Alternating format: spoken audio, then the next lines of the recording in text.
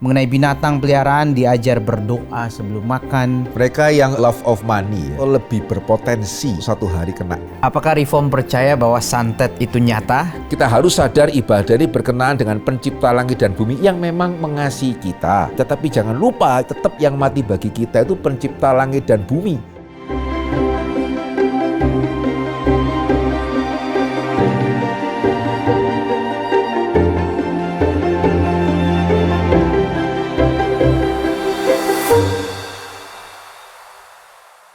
Selamat datang di Fokus Q&A, Fondasi Kekristenan untuk Semua. Program yang memfasilitasi iman kita dalam mencari pengertian menuju orang Kristen yang dewasa. Saya Kia sebagai host dan di sini sudah hadir Pendeta Dr. Henry Ongkowijoyo, dosen perjanjian baru dari STT Reform Injil Internasional yang akan meresponi pertanyaan-pertanyaan kita. Halo Pak Henry. Ya. Kali ini kita banyak menerima pertanyaan mengenai malaikat, kuasa gelap, dan juga ada satu yang menanyakan tentang binatang ya. Oke. Dan kita akan mulai dengan yang binatang dulu Pak. Oke. Saya sangat bersyukur dibesarkan oleh gereja yang mengajarkan tentang high view of God, doktrin Allah yang tidak hanya dingin, teori namun dihidupi dan hangat. Namun beberapa waktu lalu melihat di medsos mengenai pemakaman binatang peliharaan dengan menggunakan simbol-simbol Kristen seperti salib dan sebagainya. Mengenai binatang peliharaan diajar berdoa sebelum makan, hingga ke yang ekstrim itu menikahkannya di gereja. Belum lagi mengenai pemakaian uang untuk binatang peliharaan. Bagaimana pandangan Kristen mengenai sikap kita terhadap binatang peliharaan? Baik, terima kasih. Ini pertanyaan yang cukup menarik ya. Ya saudara, kembali ya sekali lagi kita di dalam fokus ini kita mesti belajar untuk masuk lebih dalam ya. Jadi bukan cuma sekedar boleh atau tidak boleh ya, tapi kembali pertimbangannya itu apa. Satu hal yang menarik di dalam banyak kesulitan yang orang Kristen alami pada hari ini ya. Kalau kita mau mendapatkan jawaban secara tuntas, seringkali kita perlu kembali ke kejadian yang pasal yang pertama. Ya, karena kejadian pasal pertama dan pasal kedua berbicara mengenai penciptaan. Dan dari sana kita bisa melihat apa sebetulnya maksud Tuhan terhadap ciptaan. Dan satu hal yang kita beberapa kali ulangi juga pada waktu berbicara mengenai kejadian pasal yang pertama itu adalah tempat. Jadi kenapa dalam kejadian pasal yang pertama itu segala sesuatunya baik, shalom, karena segala sesuatunya pada tempatnya. Ada tempat untuk bintang, matahari, ada tempat untuk tanah kering, ada tempat untuk laut, ada tempat juga untuk hewan-hewan, ada tempat untuk manusia. Ya, sehingga ketika segala sesuatu itu ada pada tempatnya, shalom akan terjadi. Tetapi ketika seperti dalam kejadian 3 ya, tidak pada tempatnya, maka kekacauan itu akan terjadi. Sehingga ini yang mesti ada di dalam mindset kita ya. Kita mesti mulai belajar di dalam mindset kita ini tempatnya atau tidak. Ini pada tempatnya atau tidak. Dan itu berlaku untuk segala sesuatu ya. Termasuk apa yang namanya sayang. Gitu ya. Jadi hari ini kan seolah-olah yang penting kasih. Kalau kasih itu pasti betul gitu ya. Kasih tidak perlu tempat-tempatan. Tidak. Ya kasih pun juga perlu tempat. Ya sederhananya ini just untuk sedikit memberikan contoh ya. Mengasihi istri. Nanti dulu nih istri siapa? Gitu ya. Ya tidak pada tempatnya ya kalau saya mengasihi istri orang lain. Tapi bahkan mengasihi istri sendiri. Kita juga harus sadar. Ya istri atau suami itu bisa meninggal. Jangan mengasihi istri atau suami seperti mengasihi Tuhan yang tidak dapat meninggalkan kita. Itu nanti pasti kacau itu. Ya mengasihi anak juga ada tempatnya, jangan dimanjakan gitu ya, juga jangan terlalu cepat juga kita membiarkan mereka. Ya jadi untuk segala sesuatu ini kita mesti belajar memasukkan ke dalam mindset kita untuk segala sesuatu ada tempatnya. Sehingga sama ya, bolehkah saya menyayangi binatang? Ya boleh, ya tapi tempatnya di mana?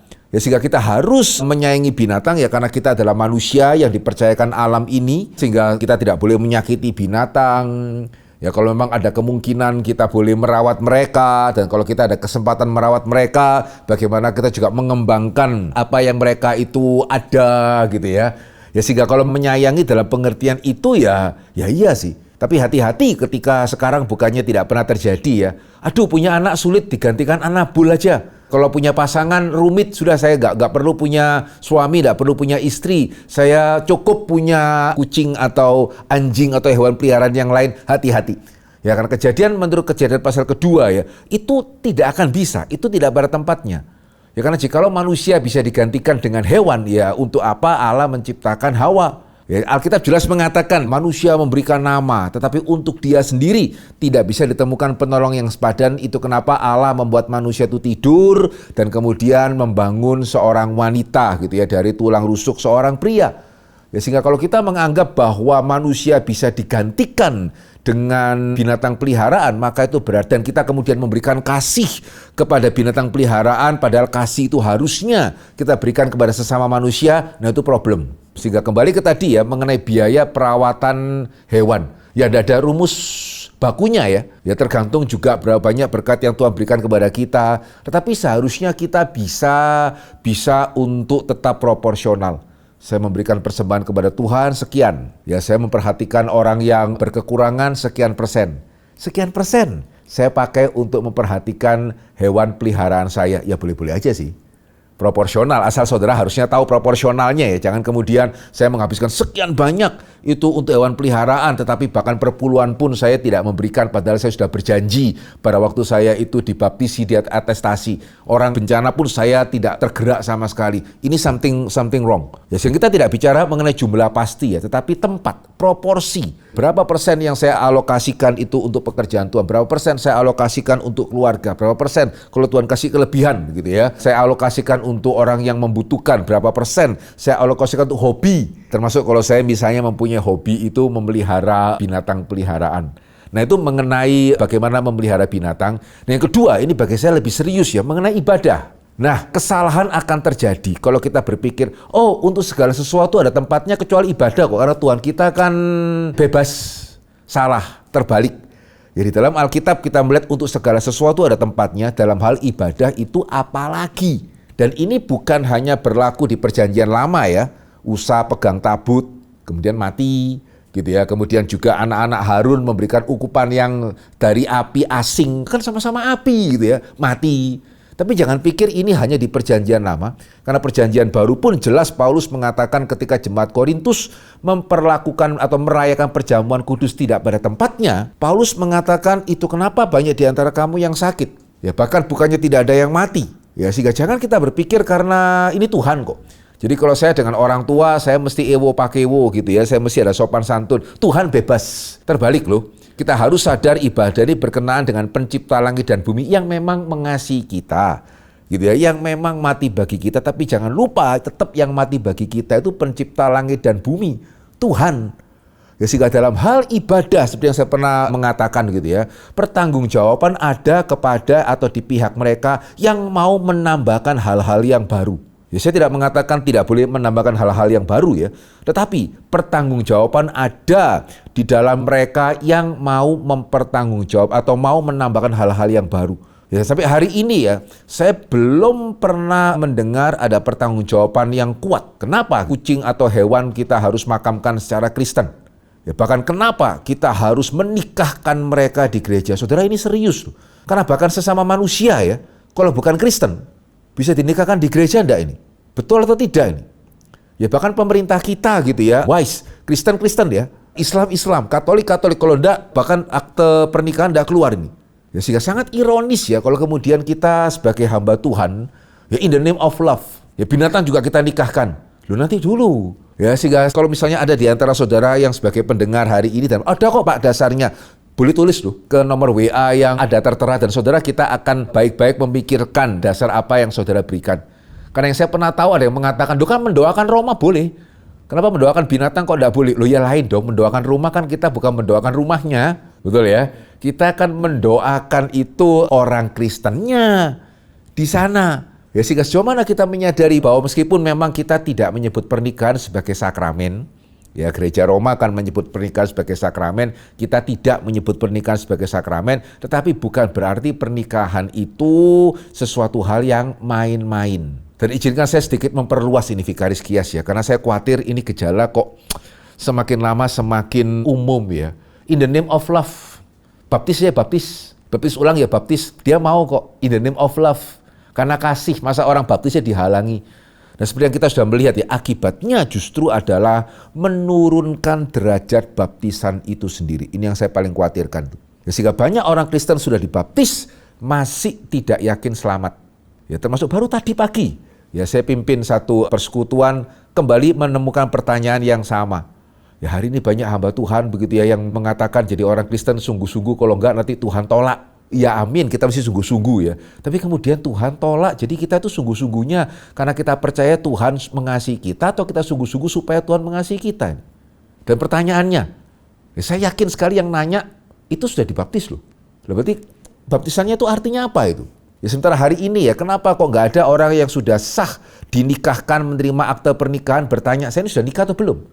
Karena negara kita memperlakukan ya pernikahan sebagai hal yang serius. Nggak di gereja atau nggak sama, kita nggak kasih keluar. Dan kita nggak akan mengatakan jahat ya pemerintah ya gitu ya, kok susah sekali mendapatkan akte pernikahan. Loh itu bukan jahat.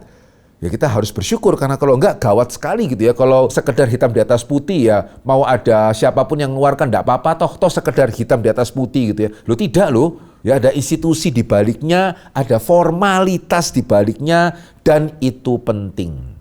Ya, sehingga sekali lagi saya ingin saudara yang menambahkan atau hamba Tuhan yang menambahkan berani menikahkan hewan di gereja. Saudara harus baik-baik mempertimbangkan dasarnya. Dan silakan kalau saudara tahu dasarnya apa, silakan boleh menuliskan di WA, kita akan bicarakan lebih lanjut. Saya mau bertanya Pak, tadi dikatakan kalau dikubur pun masalah begitu ya.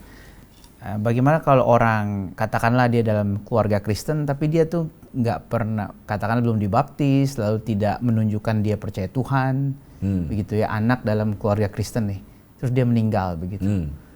Nah, bagaimana menguburkannya? Nah, ini kita mesti bedakan, itu ada tempatnya lagi ya. Jadi apakah kalau kemudian misalnya ya ada, atau contoh yang lebih umum ya, vikaris kias ya, ada seseorang yang bertobat di akhir hidupnya, kemudian belum sempat dibaptis meninggal. Gitu ya, dan itu pun juga udah nggak bisa bicara, cuman coba gerakkan kaki, sepertinya gerak tuh, gitu ya. Jadi ini berarti bagaimana? Apa berarti kita gereja tidak boleh melayani? Boleh, cuman itu pun saya mengatakan saya tidak akan mengatakan dia pasti selamat tuh. Kita boleh berharap.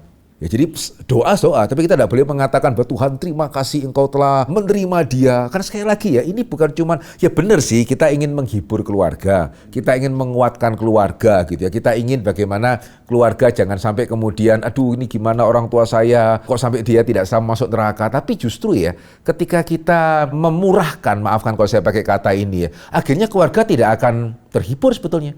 Oh, hamba Tuhan cuma bermanis lidah kok. Ya, sehingga kalau saya pribadi ya saya akan mendoakan dan saya mengatakan ya kita boleh berharap. Gitu ya, kita boleh berharap benar, kita enggak kelihatan kalau orang Jawa mengatakan enggak ketok-ketok, ini bener kok. Dia kasih reaksi, kita boleh berharap, tapi kepastiannya ya enggak bisa. Ya tunggu sampai nanti kita di surga itu bagaimana. Nah ini ya, jadi untuk segala sesuatu, sekali lagi untuk segala sesuatu ada tempatnya dan kita perlu menyadari memang ya, khususnya dalam dunia berdosa, perlu pertimbangan untuk menempatkan sesuatu. Sehingga kenapa tadi saya mengatakan coba kasih pertimbangannya apa saudara menikahkan orang di gereja. Kalau tadi Pak Vikaris Kias tanya, saya bisa berikan pertimbangan kan. Bukan cuma masa ini Vikaris Kias kurang kasih, mendoakan aja lu masa enggak boleh gitu. Nah itu pertimbangannya apa, itu penting sekali. Kita boleh berharap, tapi liturgi pemakaman, kebaktian penghiburannya seperti apa? Nah ini kan kita melihat orang Kristen kan liturgi sangat sederhana ya. Gitu bisa dikatakan ya, bahkan kalau mau dibedakan juga bingung mau dibedakan apa ini. Ya jadi dibedakan lebih di kontennya. Karena kalau kita secara ritualnya kan apa ya gitu ya. Ya tutup peti gitu ya, kemudian kita puji-pujian gitu ya, kemudian kita, nah kalau mau ya puji-pujiannya pun termasuk juga puji-pujian yang dipanjatkan. Kita juga jangan lagu-lagunya, oh sekarang dia sudah di surga sana, nanti dulu. Nah iya maksudnya itu, karena itu kan konten. Iya konten. Ya jadi yang kita perlu untuk perhatikan itu kalau Kristen, karena kita sangat sederhana di dalam liturgi pemakaman kita, kontennya. Jadi kayak tadi saya pada waktu mendoakan, ya boleh mendoakan, konten doanya apa. Saya pada waktu membawakan firman, ya membawakan firman, konten firmannya apa juga sama sebetulnya. Ini good point ya, karena seringkali, seringkali kita pikir, cuman pujian kok. Ya sudah, surga sana kan indah. Ya tanpa kita mungkin tahu ini sudah bertobatnya sesungguh-sungguh apa, dibaptis apa ya itu. Jadi saya menangkap pertanyaan Vikaris Kias, kalau saya boleh mengatakan sama ya, tapi lebih kepada perhatikan kontennya, bukan di dalam bentuknya, karena ya bentuk kita sangat sederhana sebetulnya di dalam memakamkan seseorang. Iya, karena dalam pemakaman Kristen itu kebaktian penghiburan, kita berkumpul itu dalam pikiran saya itu kan kita mengantarkan dia kembali kepada penciptanya dan juru selamatnya begitu. Jadi mungkin harus ada pembedaan. Ya. Menurut saya ada pembedaan. Ya, jadi kenapa kita masih melayani? Kan kita boleh berharap dia beneran kembali tuh. Karena kita boleh berharap bukan kebetulan tuh dia masih mendengarkan Injil. Ya, jadi betul kita boleh berharap dia kembali kepada penciptanya. Tapi kan memang kita nggak bisa yakin. Jadi tetap kita layani, tetapi kontennya kita sesuaikan. Dan kalau saya boleh mengatakan ya, justru ketika gereja melakukan itu, keluarga lebih terhibur. Kalau melakukan? Tadi ya, kita bedakan. Ya. Justru nggak, wah gini aja kok repot, kok sepertinya legalistis sekali lagu dibedakan. Justru keluarga terhibur tuh. Daripada keluarga tahu bahwa oh ini cuma untuk nyenangkan saya saja kok. Iya. Itu yang saya bilang ya. Jadi jangan kita merasa bahwa oh ini ibadah kok, yang penting kasih. Nggak perlu terlalu formalitas, salah. Justru formalitas itu ya formalitas yang benar ya gitu ya. Justru di sanalah kita memberikan suatu lebih kepastian, dan kepastian itu yang memberikan penghiburan. Lebih baik keluarga mengetahui bahwa iya enggak pasti, tapi saya boleh berharap, daripada mereka tahu kita ngomong pasti padahal ya seperti Alkitab mengatakan itu palsu, yaitu penghiburan yang murah begitu. Jadi kalau kembali ke yang binatang berarti kalau mau kubur aja begitu Pak ya? Ya kubur aja lah. Gitu, mau mendoakan juga mendoakan gimana gitu, kembali kepada penciptanya, kembali gimana gitu. Oke Pak. Dan khususnya ya jujur saya yang paling merasa susah hati itu menikahkan. Karena itu di dalam gereja. Iya. Gitu ya, sehingga betul ya saya harap nih hamba Tuhan yang benar-benar menikahkan hewan di gereja itu pertimbangannya ada, jangan mempertimbangkan manusia saja ya. Harap mempertimbangkan Tuhan dengan sungguh-sungguh gitu. Jangan hanya kasih saja ya, tapi kasih yang pada tempatnya. Saya tiba-tiba kepikiran bagaimanapun juga kan mereka itu ciptaan ya, tumbuhan juga ciptaan, bagaimana kalau bukan pernikahan lah, itu kan memang buat manusia ya, tapi apakah ada semacam ibadah atau suatu yang simbolik yang menyatakan bahwa seluruh ciptaan ini dipersembahkan kepada Allah juga, kembali kepada Allah juga gitu. Ya, tapi kalau seperti itu, kalau itu mungkin agak kurang tepat kalau untuk kematian ya, gitu ya. Ya, sehingga kematian itu sebetulnya menghibur. Jadi nih ya, kalau saya boleh mengatakan kepada saudara yang merasa sangat perlu untuk binatang peliharaan meninggal minta gereja, binatang peliharaan mati minta gereja gitu ya. Izinkan saya mengatakan, apakah boleh kita memeriksa hati ya? Sehingga jangan-jangan saya begitu mengasihi hewan saya kah? Sehingga saya sampai kehilangan seperti itu, seolah-olah kalau hewan peliharaan saya meninggal gitu ya, saya merasa kehilangan seperti anak saya meninggal. Itu problem loh. Gitu ya. Itu sendiri kita harus refleksi. Apakah jangan-jangan kita mengikatkan diri kepada ciptaan begitu kuatkah? Ya sehingga sampai saya begitu bersedih. Ya kan sekali lagi proporsional. Anak kita meninggal atau orang tua kita meninggal, kita sedih. Demikian juga tidak salah sih kalau hewan kita meninggal, kita sedih. Tapi seperti tadi juga ya, kalau itu sama itu problem loh Pak Kias. Itu problem besar. Ya bisa jadi kita kehilangan karena sering main-main sama dia. Tapi kalau sampai kita mengikatkan kebahagiaan kita itu dengan hewan peliharaan, ya sehingga kita lebih merasa perlu kalau sampai hewan kita meninggal, perlu gereja secara khusus mengadakan ibadah menghibur saya. Karena kebaktian penghibur itu menghibur siapa sih? Menghibur keluarga kan. Kita kan tidak mendoakan yang meninggal sebetulnya kan. Sehingga kalau sampai hewan saya meninggal dan saya perlu penghiburan gereja, kalau enggak saya itu devastating gitu ya. Saudara, bolehkah gitu ya kita refleksi diri, segitunya ya saya mengasihi hewan peliharaan saya, ya itu pada tempatnya kah? Ya sekali lagi bukan berarti kita tidak boleh menyayangi binatang, pada tempatnya kah, ini yang menjadi pokok permasalahannya begitu. Bisa jadi idolatry apa ya? Nah, silakan refleksi masing-masing gitu ya. Ketika dulu Lucifer dan sepertiga malaikat di surga memberontak, mengapa dulu iblis dan antek-anteknya cuma dibuang dan diusir dari surga oleh Allah? Kenapa Allah tidak langsung menghabisinya saja? Jika sebelum dunia dijadikan, Allah sudah melenyapkan iblis. Bukankah kondisi dunia ini akan lebih baik? Adam dan Hawa tidak perlu jatuh dalam dosa gara-gara digoda iblis. Penderitaan yang tidak ada habisnya di dunia ini akan lenyap. Mengapa Allah tidak langsung membinasakan Lucifer saja, langsung ketika dulu dia memberontak? Mohon tanggapan Pak Henry. Oke, baik. Saya perlu sedikit meluruskan ya beberapa, karena ketika tadi saya mendengarkan pertanyaan yang dibaca ada beberapa asumsi yang saya rasa kita perlu luruskan. Yang pertama ya, tidak tepat jikalau penderitaan di dunia dikatakan untuk seterusnya. Karena kan ada penebusan, begitu ya, ada juga nanti hidup yang kekal. Dan yang kedua ya, jangan juga berpikir bahwa manusia tidak berkesempatan menolak godaan ular. Jangan berpikir bahwa manusia itu memang no chance, lawannya terlalu besar, pasti kalah, tidak loh. Sehingga dalam teologi reform ya, salah satu misteri sebetulnya adalah kok bisa Adam itu jatuh? Karena seharusnya tidak, itu bukan sesuatu hal yang kita anggap ya sudah semestinya seperti saya kalau lawan petinju kelas berat saya kalah, tidak begitu loh. Karena Yesus di padang gurun menang atas godaan iblis. Dan tentunya ya kalau kita percaya, jangan kita mengatakan ya dia kan Yesus. Karena mengatakan seperti itu berarti seolah-olah kita meragukan kesungguhan Yesus menjadi manusia. Ya, jadi kita jangan mengasumsikan bahwa manusia itu pasti kalah melawan iblis. Ini dua yang kita perlu untuk koreksi dulu. Nah yang ketiga, nah ini perlu lebih diperdalam juga ya. Jangan berpikir bahwa tanpa ular manusia tidak dapat atau tidak perlu diuji. Gitu ya. Karena pertanyaan tadi mengasumsikan itu tuh.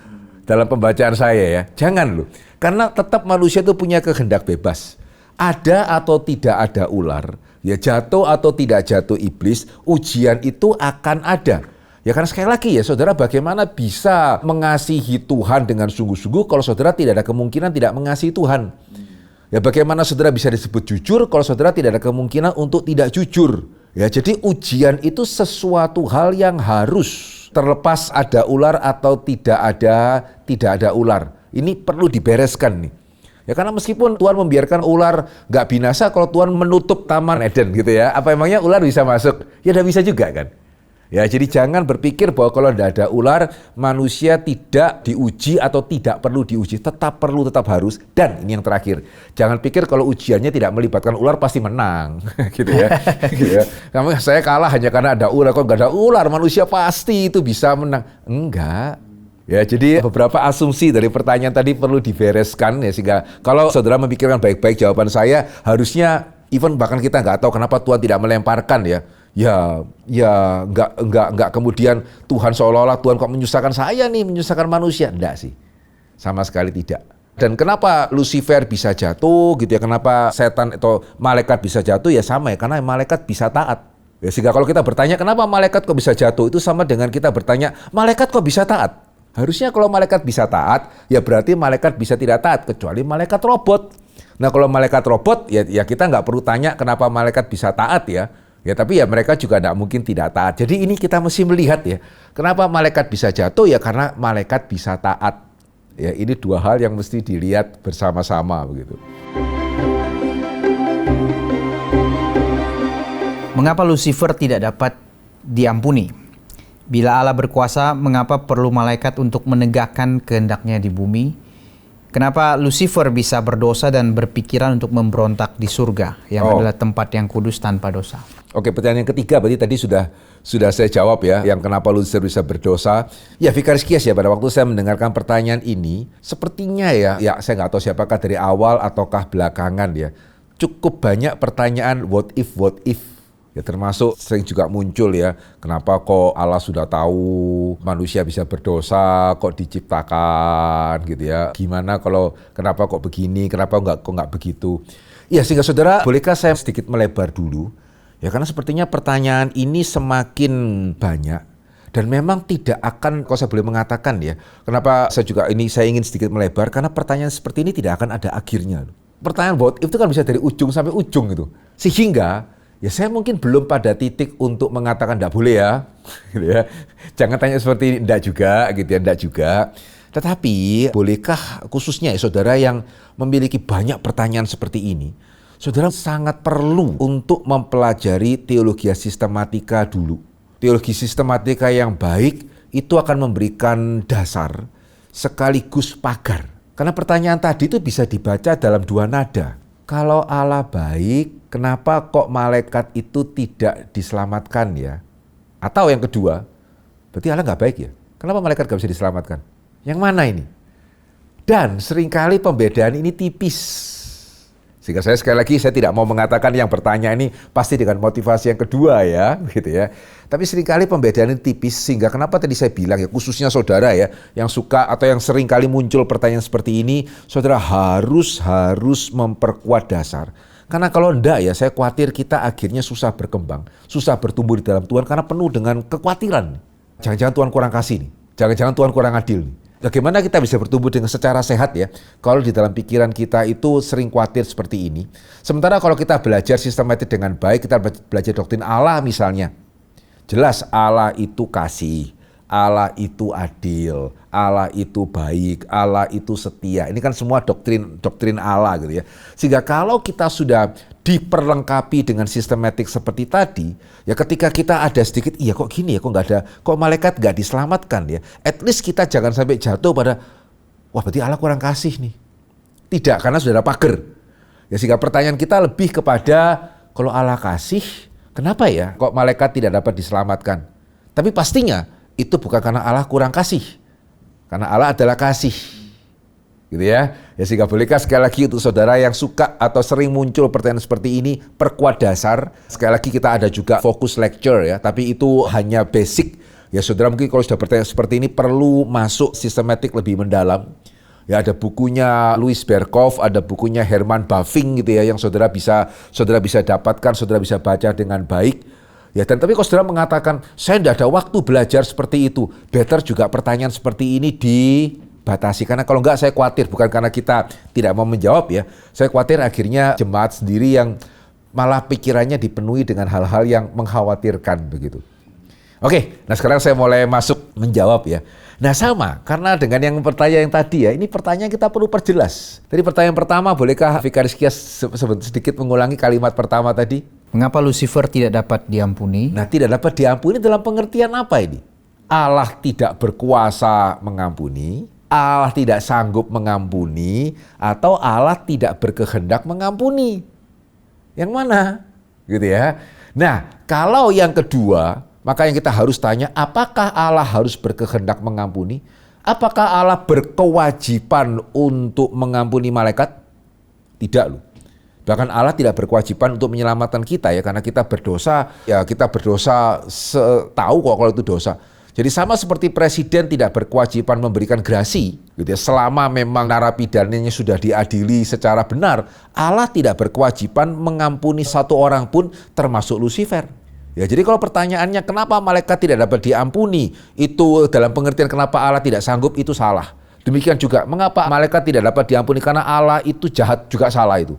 Ya, jadi Allah tidak berkewajiban untuk mengampuni Lucifer. Pertanyaan kedua tadi, kalau Allah Maha Kuasa kenapa memerlukan malaikat? Memerlukan malaikat untuk menegakkan kehendaknya di bumi. Nah ini juga sama nih, memerlukan dalam pengertian apa? Ya, memerlukan bukan dalam pengertian bahwa Allah tidak berdaya nih, maka perlu malaikat, tidak. Ini sebetulnya perbandingannya sederhana, Vikaris Kias. Itu kenapa tadi saya mengatakan kita perlu terus merenungkan kejadian satu ya. Apakah Allah tidak bisa mengelola bumi? Sehingga manusia mesti menaklukkan bumi. Apakah kalau nggak ada manusia Allah tidak berkuasa menaklukkan bumi? Loh ya tidak gitu ya. Itu karena sesuai dengan pada tempatnya Allah menciptakan manusia untuk menaklukkan bumi. Demikian juga pada tempatnya Allah menciptakan malaikat gitu ya untuk menjalankan rencananya. Dan itu baik untuk manusia dan malaikatnya ya. Bukan hanya baik untuk Allah ya. Ketika saudara bekerja, ya saudara mempunyai pekerjaan yang meaningful, saudara bukan pengangguran, setiap hari hanya menghabiskan uang gitu ya. Saudara akan bersyukur. Ya saudara bersyukur kan begitu ya, dengan kita bekerja, ada hal yang baik nih bisa menjadi berkat untuk yang lain. Kan kita bersyukur. Jadi bukan karena Allah tidak mampu menaklukkan bumi, itu kenapa Allah menyuruh manusia menaklukkan bumi. Tetapi ya pada tempatnya kita sebagai manusia dan itu baik untuk kita. Ya kita bersyukur Allah tidak mengerjakan semuanya sendiri meskipun dia bisa. Kita bersyukur Allah menciptakan kita dengan tujuan yang jelas dan kita diberikan kesempatan untuk menggenapkan ya apa yang menjadi tujuan Allah ketika menciptakan kita. Apakah Reform percaya bahwa santet itu nyata dan kuasa gelap bisa memberikan kekayaan atau harta? Ya, Reform percaya apa yang Alkitab katakan. Alkitab jelas mengatakan kuasa kegelapan itu ada dalam berbagai bentuknya, begitu ya, dalam berbagai bentuknya. Jadi ya santet itu ada. Dan apakah iblis bisa memberikan kekayaan? Ya, tidak ada indikasi di dalam pencobaan Tuhan Yesus ya. Ketika iblis mencoba, kamu sembah aku, kuberikan seluruh dunia. Ya nggak ada indikasi bahwa Yesus nggak mau karena dia tahu lu bohong lu. Gitu ya. Jadi iya sih bisa. Gitu ya. Jadi kalau dia bisa memberikan seluruh dunia ya apalagi 1-2 M ya bisa gitu ya. Bisa. Sehingga saudara itu kenapa ya berkenan dengan iblis. setan, kuasa kegelapan, kita tidak perlu takut-takut tidak jelas, tetapi jangan membawa diri ke dalam pencobaan. Karena iblis tidak pernah berdagang rugi. Ya, sehingga jangan membawa diri ke dalam pencobaan, ya termasuk ya saya harap ya kalau sampai saudara melihat fokus, bolehkah saya berharap tidak ada di antara saudara yang terpikir mencari pesugihan lah lewat kuasa-kuasa kegelapan, bukan karena mereka tidak bisa loh, justru karena mereka bisa. Ya, dan iblis sekali lagi tidak pernah berdagang rugi. Ya, sehingga jangan membawa diri ke dalam pencobaan meskipun tidak perlu juga takut-takut tidak jelas kepada kuasa kegelapan. Ya, jadi bisa. Ya, mengenai kuasa gelap bisa memberikan kekayaan itu yang terbayang langsung kasus ekstrim gitu ya, yang sepertinya bisa berhubungan langsung dengan kuasa gelap, kemudian seperti ada perjanjian begitu. Bahkan bisa yang lebih implisit. Ya. Jadi misalnya ya, yang saya pernah dengar ini ya, ada salah seorang pernah cerita kepada saya, dia tuh heran, beberapa kali dia itu di jalan tol, itu seperti hampir kecelakaan. Ya meskipun di satu sisi kadang-kadang saya juga memperhatikan, mungkin kamu perlu merawat mobil nih gitu ya. Mungkin kamu perlu rawat. Tapi dia mengatakan, dia tanya gitu kepada saya, apakah mungkin ya karena saya ini baru diajak kongsi ya dengan satu orang yang dia tahu orang itu sendiri bermain-main dengan kuasa kegelapan. Karena dia diundang ke rumahnya, dia lihat sendiri. Ya, sehingga dia sendiri yang terpikir ini, bukan saya yang mengatakan gitu ya. Apakah mungkin karena itu ya? Saya tidak akan mengatakan pasti, tapi saya juga nggak akan mengatakan pasti tidak. Jadi kalau kamu tahu ini sudah nggak baik, gitu ya, sudah nggak benar, dan kamu sendiri nggak ada sejahtera, ya sudah jangan.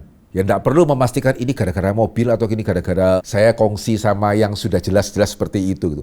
Ya sehingga ya karena dia mengatakan, apakah mungkin karena itu? Saya mengatakan bisa jadi. Ya sehingga apakah saya harus membatalkan sebaiknya? Ya meskipun ya kembali ke dia, silakan dia memutuskan. Ya jadi banyak bentuk ya kita membawa diri ke dalam pencobaan. Tadi yang ekstrim seperti yang Vikaris Kias katakan, tapi bisa jadi ada bentuk-bentuk yang lain, kita mesti peka ya. Nah itu yang saya mau tanyakan.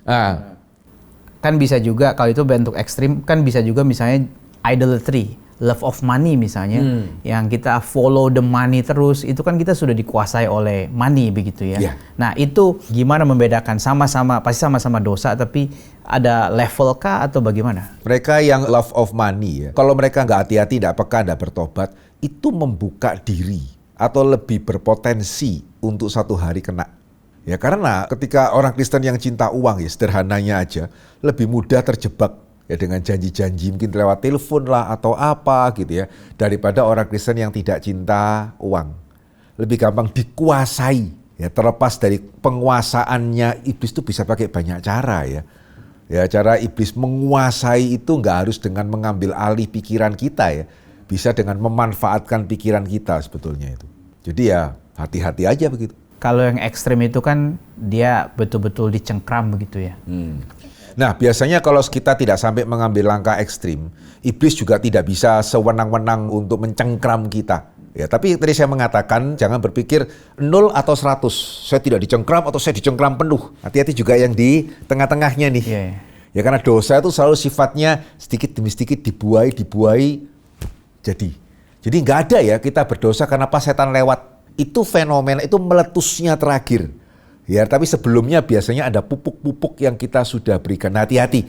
Ya, hati-hati bahkan ketika puji Tuhan kalau kita boleh berhati-hati sebelum itu benar-benar meletus begitu. Yang Yakobus bilang itu dari diri kita sendiri. Hati-hati ya. Iblis sekali lagi bukan bisa mencengkram kita dengan mengambil alih pikiran kita. Yang lebih sering untuk orang Kristen dengan memanfaatkan pikiran kita. Itu tipu daya itu. Kalau mencengkram, menguasai kan kuasa ya. Tapi yang kita perlu lebih berhati-hati adalah tipu daya iblis. Jadi itu ada perbedaan ya? Sama-sama, cuma caranya beda. Karena setelah Yesus mati dan bangkit ya, dan di mana gereja benar-benar berakar, ya kekristenan benar-benar berakar, kuasa merasuk itu sangat terbatas. Tetapi tipu daya jalan, singa yang mengaum-ngaum, hati-hati. Ya sehingga jangan saudara masukkan kepala saudara di mulut singa dicengkram gitu ya. Tetapi ya singa enggak bisa secara aktif itu mengejar saudara, ya kalah ya kita kalau lari sama singa ya begitu ya. Cuman ya jangan kita memasukkan kepala kita sendiri ke dalam mulut singa. Jadi singa itu sudah dibatasi, ibaratnya singa sudah di dalam kurungan, ya tetap kalau kita lengah ya kena juga itu. Saya ingin bertanya mengapa di Alkitab ada kerasukan atau roh jahat menguasai manusia. Apakah tujuan iblis melakukan itu? Bukankah tujuan iblis menghancurkan manusia dan membuat manusia jauh dari Tuhan? Ya justru tadi ya, orang yang kerasukan itu adalah iblis benar-benar berkuasa dan benar-benar jauh daripada Tuhan. Gitu ya, sehingga itu tadi saya mengatakan ya karena Yesus menang, itu kenapa iblis sangat tidak mudah atau sangat sempit kemungkinan bisa melakukan kerasukan dia. Tapi justru ketika iblis merasuk tujuannya apa ya? Karena itu menunjukkan sudah punya dia tuh seolah-olah tuh. Itu kenapa Yesus mengusir gitu ya, iblis menunjukkan enggak, ini milik Tuhan, kerajaan Allah sudah datang. Ya, sehingga salah satunya dinyatakan dengan iblis tidak bisa lagi menguasai manusia. Karena bicara kerasukan ya, tentang ini Pak, pelayanan eksorsisme. Ya, ini menarik sih ya, karena memang sebelum gereja Pentakosta karismatik, ya pelayanan eksorsisme itu sangat eksklusif. Gitu ya, harus pakai gereja, ya, harus ada upacara gereja. Itu berlaku untuk Katolik, berlaku juga untuk Anglikan begitu ya. Tapi memang pada waktu gereja, munculnya Pentakosta, munculnya karismatik gitu ya, maka kan jadi seolah-olah semua orang bisa mengusir setan dan seterusnya gitu. Ya, sehingga di satu sisi kita mesti melihat ya bahwa nggak ada di dalam Alkitab dikatakan karunia mengusir setan. Karunia mujizat ada. Ya, karunia mengusir setan itu tidak ada. Itu satu. Ya, sehingga tidak ada sepertinya kelompok eksklusif tertentu yang bisa mengusir setan karena dia punya karunia tertentu. Nggak ada sih. Kalau ada yang saudara pernah menemukan, silakan respon gitu ya. Nggak ada itu. Tapi juga yang kedua, juga tidak ada di dalam Alkitab metode-metode pengusiran setan. Jadi seperti misalnya yang saya pernah tahu ya, tanya namanya. Okay. Karena Yesus tanya namanya. Iya. Itu kan satu kesempatan gitu ya. Ya Paulus ketika mengusir setan juga tidak pernah nanya gitu, namamu siapa? Ya itu satu kali aja gitu ya. Nah itu kemudian dijadikan umum. Enggak. Karena cuma satu kali. Ya legion, dia itu satu kali itu saja gitu ya. Jadi Yesus ketika bertanya nama itu bukan ini loh cara mengusir setan. Karena itu berarti Paulus juga enggak taat, Petrus juga enggak taat gitu. Tidak ya. Ya sehingga enggak ada metode tertentu. Bahkan yang kita lihat ketika ada contoh orang berusaha memakai metode atau formula tertentu gagal. Anak-anak Skewa, Kisah Para Rasul pasal 19 tuh. Mereka pakai rumusan kan dalam nama Tuhan Yesus dan Paulus ya. Kemudian setannya bilang, saya tahu Yesus, saya tahu Paulus, tapi kamu itu siapa? Kemudian malah dipermalukan. Ya, itu yang mencoba memakai formula tertentu untuk mengusir setan. Ya sehingga sebetulnya ya kalau saya boleh melihat dari semua tadi yang sudah kita mengatakan gak ada karunia, gak ada rumusan, tetapi yang ada itu adalah kualitas orang Kristennya. Jadi saya pribadi melihat kebenarannya di tengah-tengah. Ya jadi gak harus memang hanya orang-orang super spesifik ya yang diberikan karunia super spesifik yang bisa mengusir setan, tapi saya juga percaya gak setiap orang Kristen bisa mengusir setan. Ya, dia persiapannya gimana, dia hidup rohaninya gimana, dia ada kedekatan dengan Tuhannya gimana, imannya dia seperti apa, gitu ya. Itu juga pengaruh, karena Tuhan kan bukan tools kita. Dalam nama Yesus, Yesus bekerja, gitu ya. Itu kenapa anak Skewa itu gagal. Ya, itu kenapa nggak bisa meskipun rumusannya benar, karena kita kan bukan seperti magic, rumusannya benar mau nggak mau terjadi. Tidak. Ya sehingga saya percaya tidak ada kelompok elit tertentu yang hanya mereka bisa mengusir setan, tetapi juga mengusir setan ada baiknya ya. Kalau sudah merasa rumah saya kok gini, rumah saya kok gitu, ya cari hamba Tuhan. Tidak perlu sampai cari hamba Tuhan tertentu di gereja tertentu mana begitu ya. Hamba Tuhan, penatua gitu ya, datang ke rumah saudara, berdoa, menghardik. Ya, harusnya kalau hamba Tuhan, kalau gembala, penatua harusnya sudah mempunyai kedekatan dengan Tuhan yang cukup untuk bisa mengusir setan dan sudah appropriate lah untuk dia mengusir setan begitu. Beda dengan baptisan ya Pak ya. Baptisan kan asal dalam nama Allah Tritunggal begitu. Siapapun ya asal pendeta lah ya. Tapi kan kita nggak pernah meragukan apa. Tadi ada asalnya pendeta tuh berarti sudah ada aturannya loh. Iya ada aturan betul. Betul. Cuma konsisten loh. Jadi kita juga ada aturannya.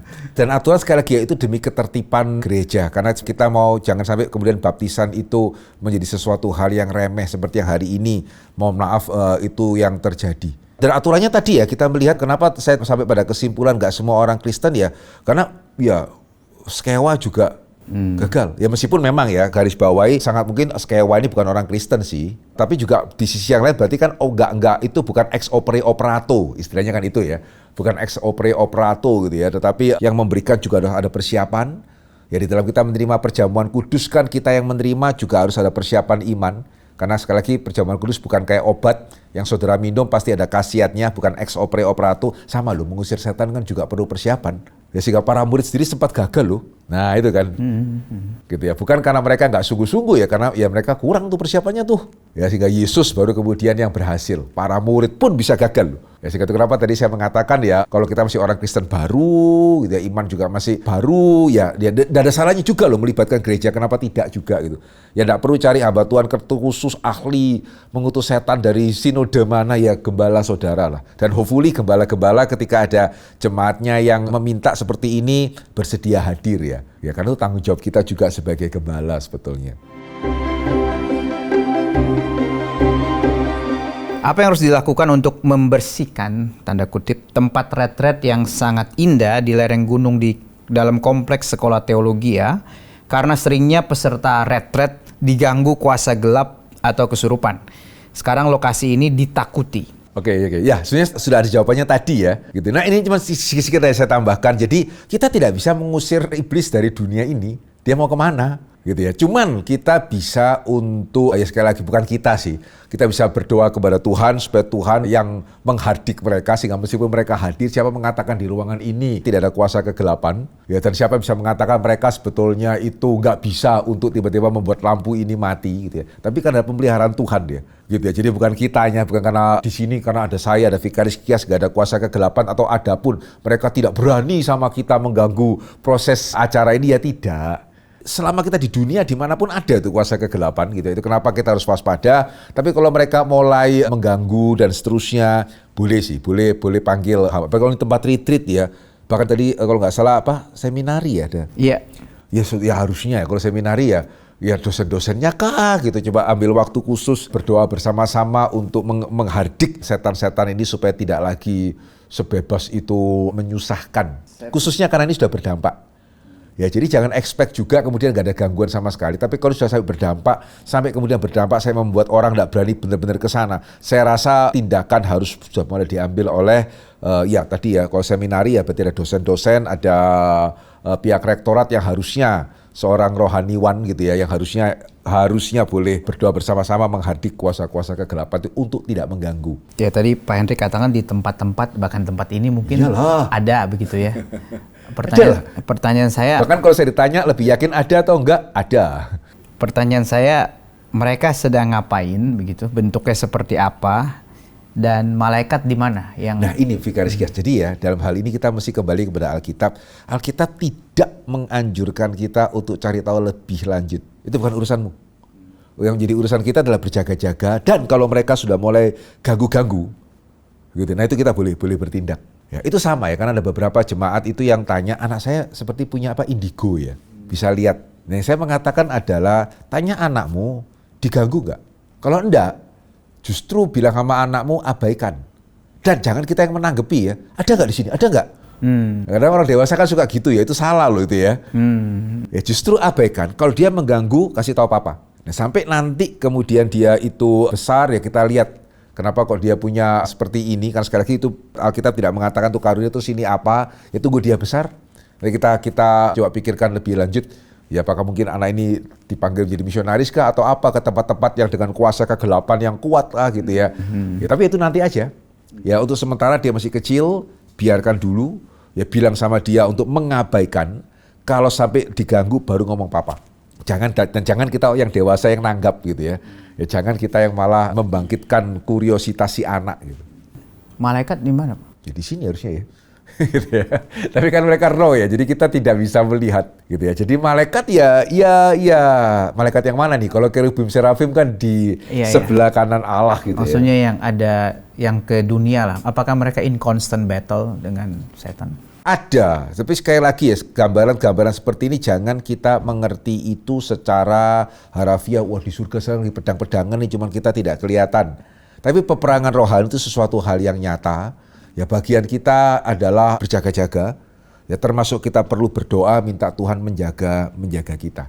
Gitu ya. Jadi ada peperangan rohani itu ada dengan kemenangan yang sudah pasti. Ya dengan kemenangan yang sudah pasti. Tetapi ya sekali lagi Alkitab tidak dan juga tidak mendorong kita untuk mencari tahu lebih lanjut. Alkitab sudah kasih tahu porsi kita itu apa. Nah kita perlu mencukupkan diri dengan porsi, karena porsi kita sendiri aja sering nggak dikerjain.